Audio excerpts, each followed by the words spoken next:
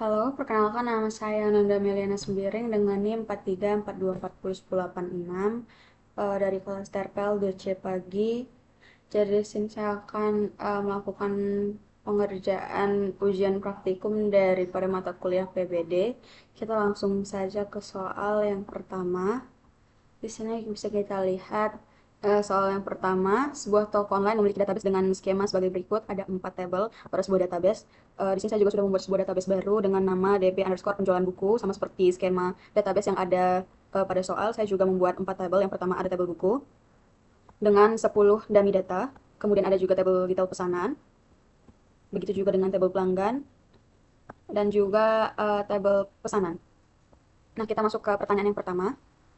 Buatlah query SQL untuk menjawab permintaan-permintaan berikut. Jadi pada pertanyaan yang A, kita diminta untuk menampilkan daftar nama pelanggan beserta total uang yang telah mereka belanjakan, diurutkan dari total belanja terbesar, dan tampilkan hanya pelanggan yang telah berbelanja lebih dari 500.000. Nah, kita langsung saja untuk menjawab pertanyaannya. Kita masuk ke menu SQL, kemudian kita ketikkan perintah select, nama, sum,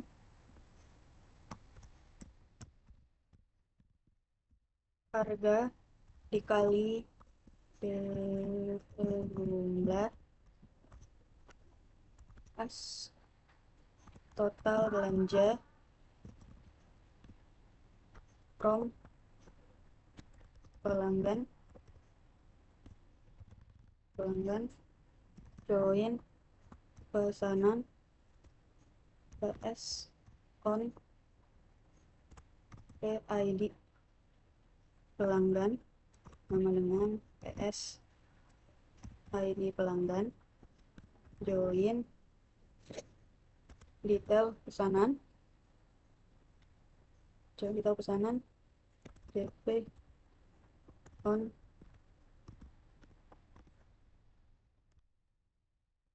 PS, ID pesanan, sama dengan DP, ID pesanan, join, buku, on, DP, ID buku, sama dengan B, ID buku, group, by, P, ID pelanggan, P, nama, having, total belanja.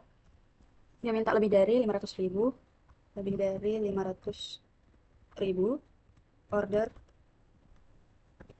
by total belanja DSC, kemudian titik koma, kita pilih titik koma, kirim. Nah, di sini kita bisa lihat daftar nama pelanggan beserta total belanja lebih dari 500.000. Ada namanya Aulia dengan total belanja 760.000. Nah, lanjut kita ke soal yang B. Tampilkan 5 buku dengan kategori fiksi yang paling banyak terjual selama tahun 2023. Kita langsung saja masuk kembali ke menu SQL. Kemudian kita ketikkan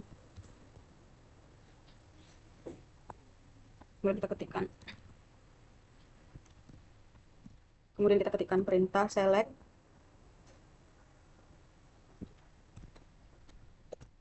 judul, sum, DP jumlah, as, total terjual, from, buku, join, detail pesanan, on, DP on, detail pesanan, DP on, D, ID buku, sama dengan DP ID buku, join, pesanan, PS on, DP ID pesanan,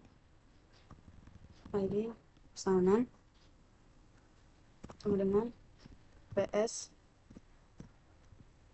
ID pesanan, kategori, sama dengan dia minta kategorinya fiksi, pada tahun yang terjual selama tahun 2023. And year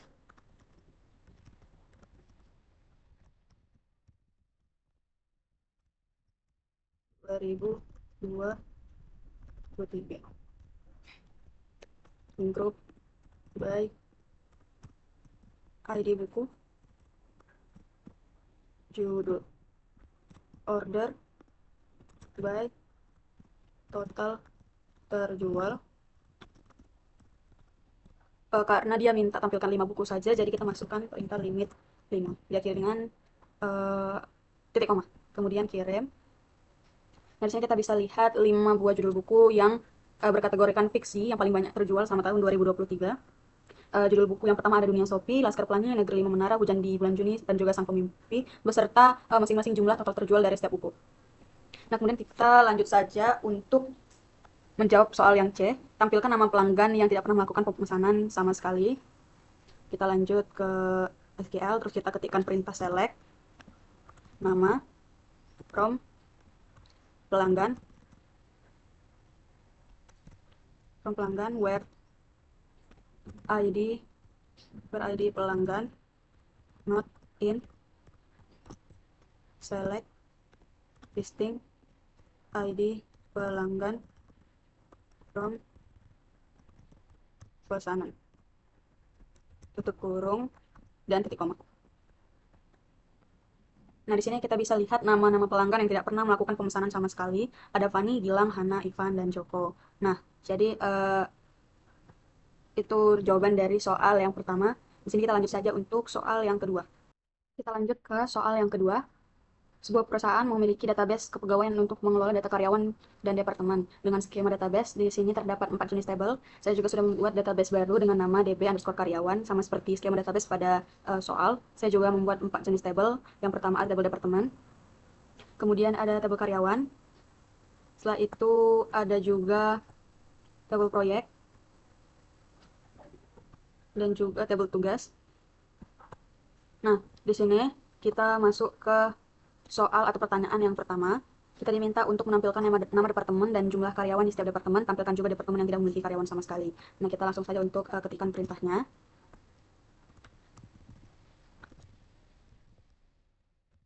Nama departemen, count,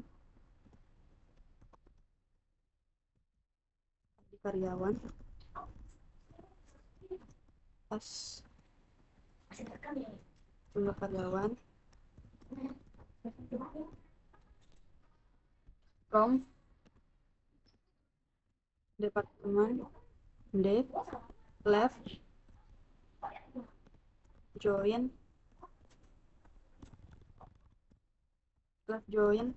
karyawan, K, on, D, ID departemen, sama dengan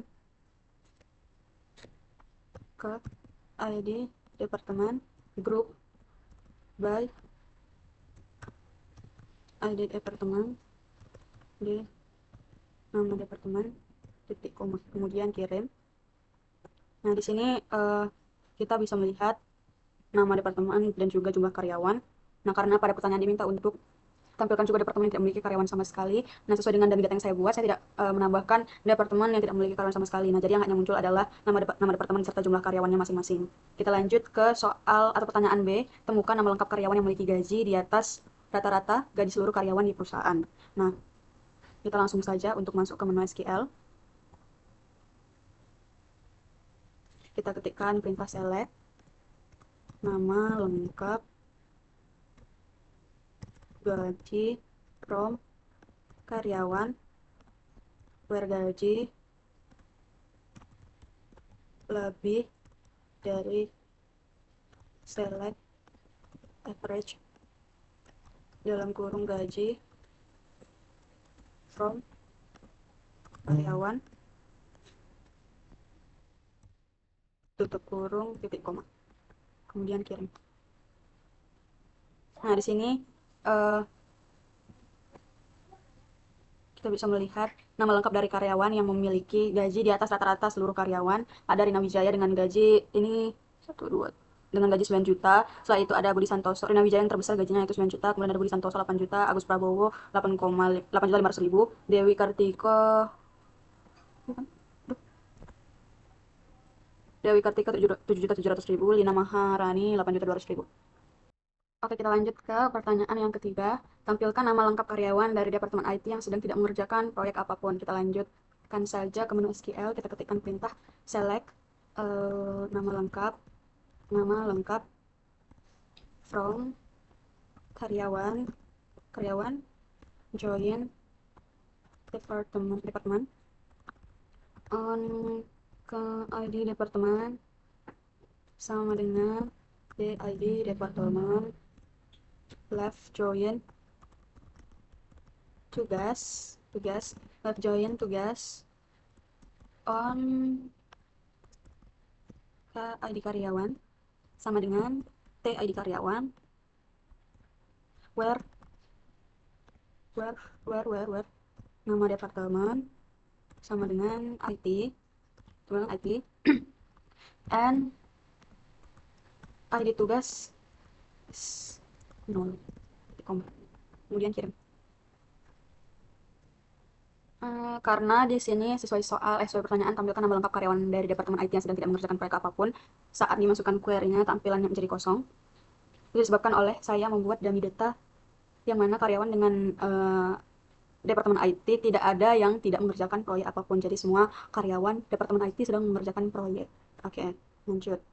Oke, kita lanjut ke soal berikutnya. Sistem Informasi Akademi atau SIA sebuah universitas perlu mengotomatisasi beberapa tugas rutin terkait status mahasiswa dan perhitungan nilai.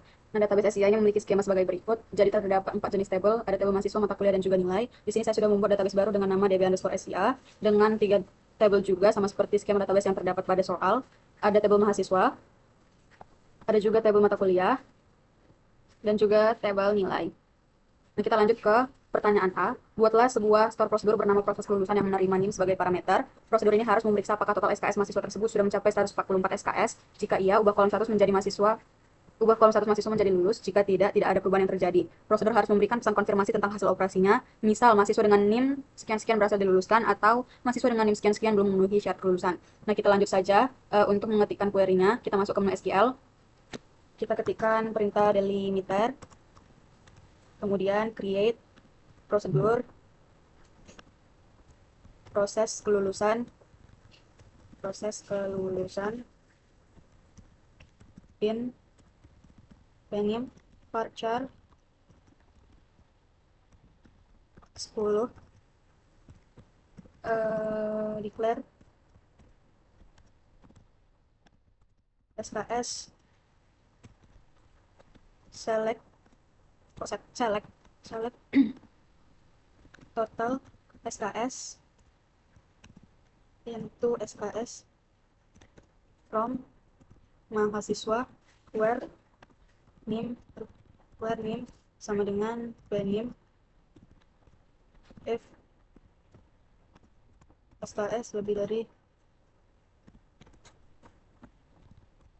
sama dengan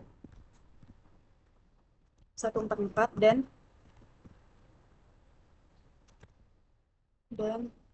update mahasiswa set status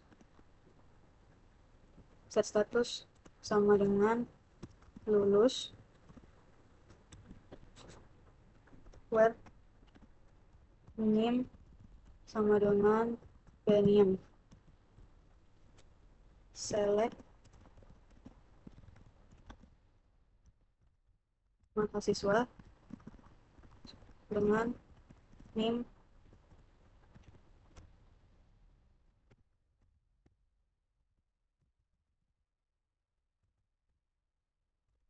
berhasil diluluskan titik koma dalam kurung pesan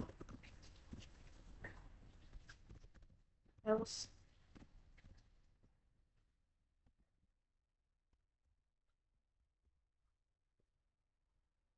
mahasiswa dengan NIM Benim kita ganti yang berhasil diluluskan menjadi belum memenuhi syarat kelulusan as persen and method.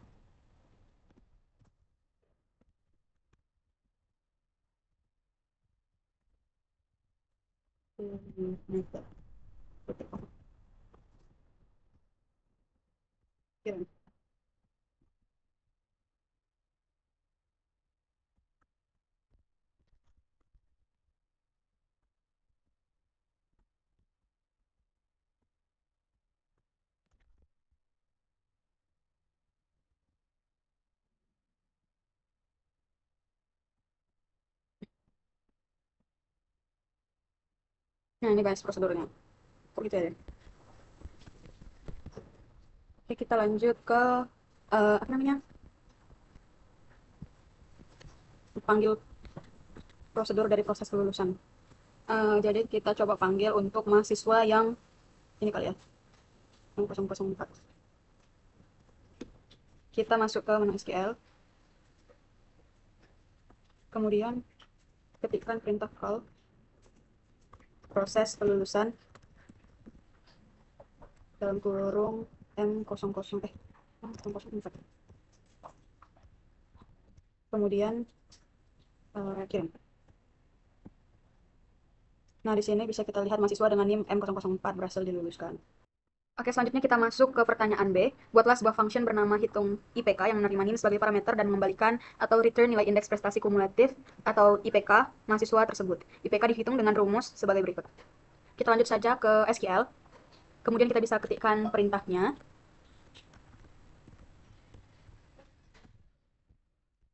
Create function hitung IPK name varchar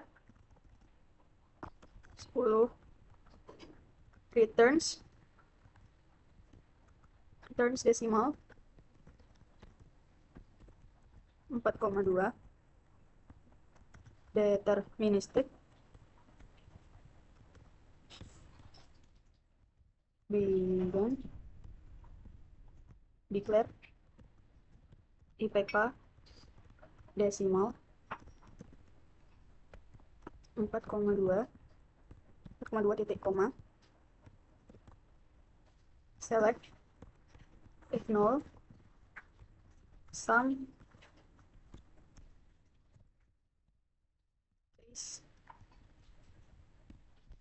nilai huruf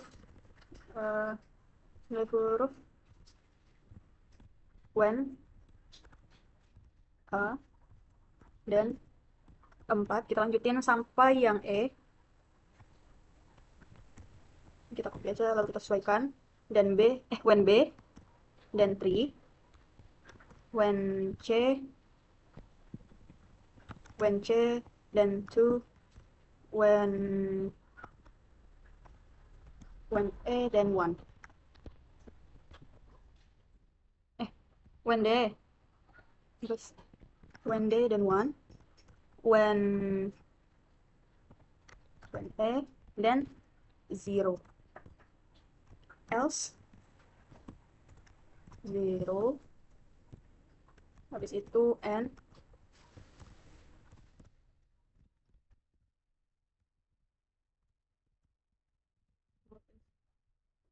sum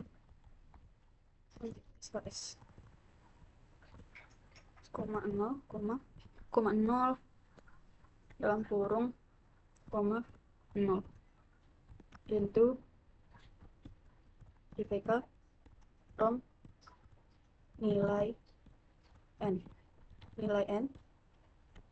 join mata kuliah M on n kode MK sama dengan M kode MK where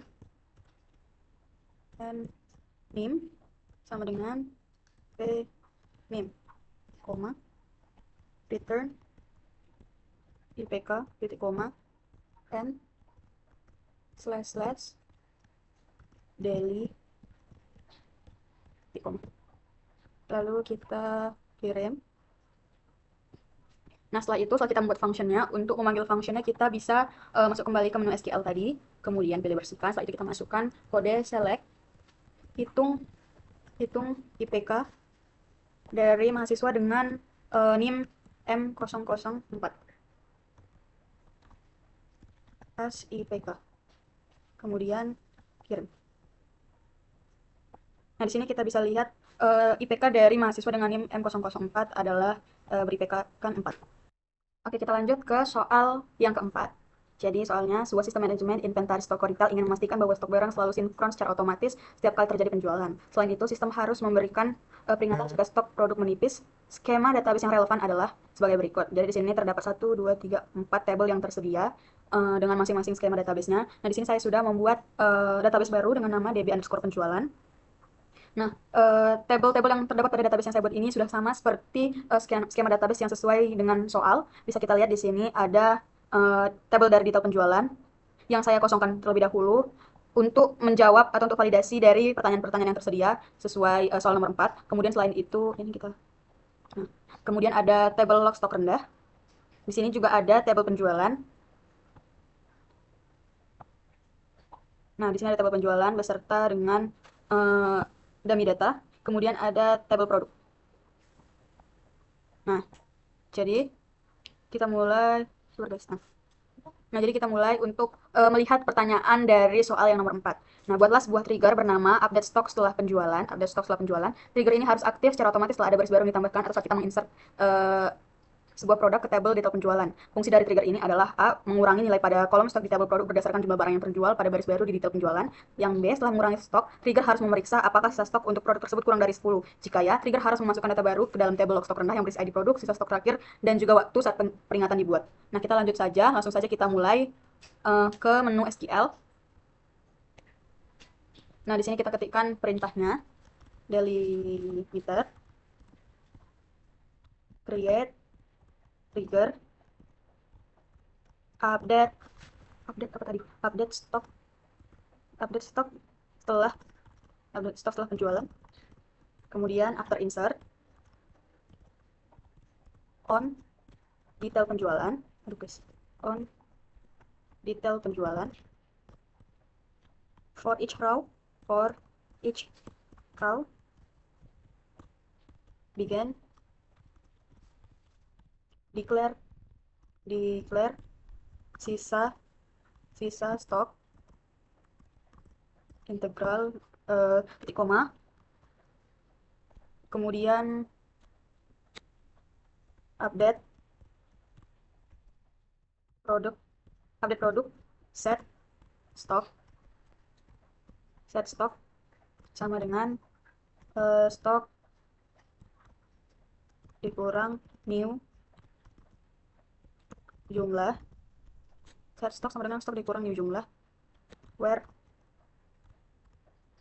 ID produk sama dengan new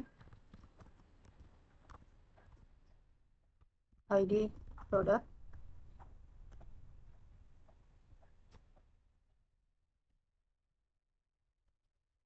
sama dengan new ID produk new jumlah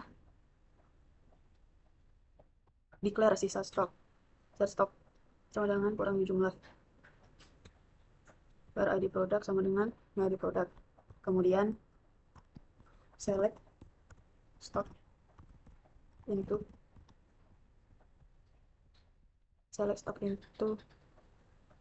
ini set stok sama dengan set stok into sisa stok from produk where ID produk sama dengan ID produk kan ID produk sama dengan new ID produk titik koma. Kemudian untuk cek apakah stok di bawah 10, if sisa stok kurang dari 10, maka insert into masukkan ke dalam log stok rendah yang isinya ada ID produk dari produk stok tersisa, dan waktu peringatan. Waktu peringatan, itu kurung value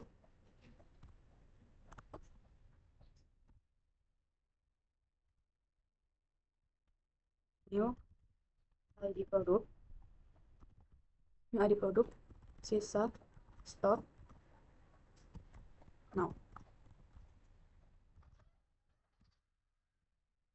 New ID produk, sisa stok now. Kemudian NF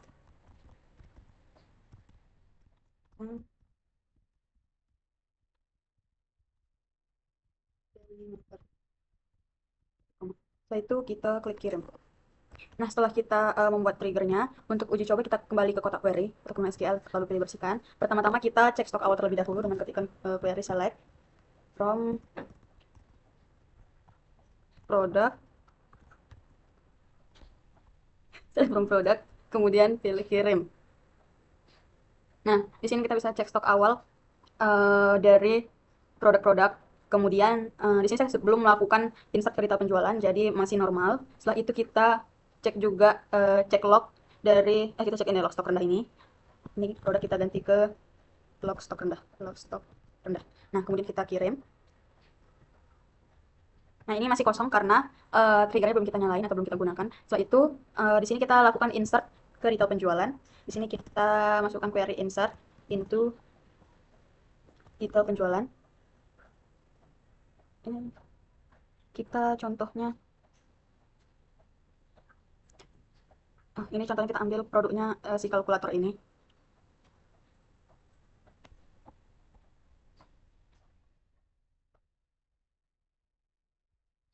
Kita ambil coba kita ambil si kalkulator ini aja. Insert into penjualan, value-nya kita masukin. Satu. 6, 3.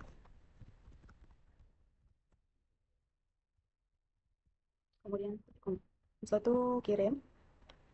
Nah, jika sudah kita bisa lihat itu kan yang tadi kan yang diambil produknya si kalkulator ini. Awalnya kita bisa kita lihat stoknya adalah 12. Nah, kemudian tadi kita sudah melakukan insert ke detail penjualan yang mana stok kita kurangin menjadi dari 12 kita kurangin 3 jadi sisanya 9. Jadi seharusnya si produk kalkulator ini masuk ke table log stok rendah karena syarat untuk masuk log stok rendah ini produk harus di bawah dari atau kurang dari 10.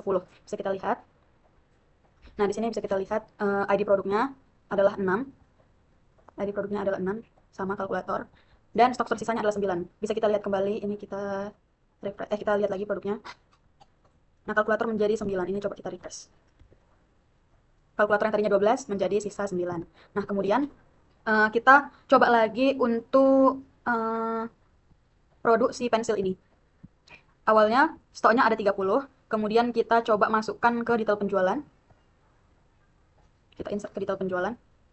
Insert into detail penjualan. Values-nya 2.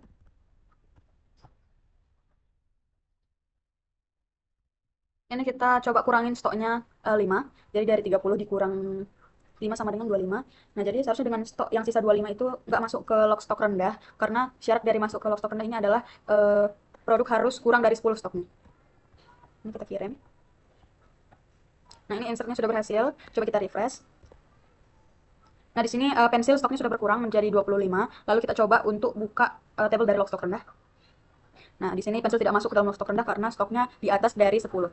Nah, kita coba lagi untuk pulpen misalnya. Produksi pulpen ini kita insert ke detail penjualan. Insert into detail penjualan, values 3, 2, 10. 3, 2, 10. Ini kita kurangin contohnya 2 aja. 1, 2 aja, 2. Ini kita kurangin 2, kemudian kita kirim. Nah, di sini insert into detail penjualan sudah berhasil kita lakukan. Coba kita refresh. Stok dari si pulpen ini jadinya sisa 2, lalu kita cek pada log stok rendah. Nah, produk pulpen ini berhasil masuk ke table log stok rendah karena stoknya itu kurang dari 10. Nah, jadi sekian video pengerjaan ujian praktikum PBD dari saya. Terima kasih.